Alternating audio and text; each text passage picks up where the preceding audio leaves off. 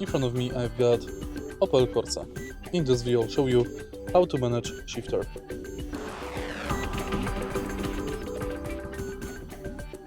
Since the electric cars don't have transmission, we have to use the shifter that looks similar to automatic transmission.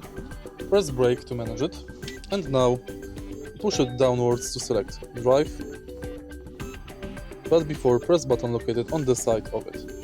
So press button, push downwards for drive, for B, push upwards for neutral, button and upwards for reverse, and press P button for parking. If you find this video helpful, please leave like, comment and subscribe.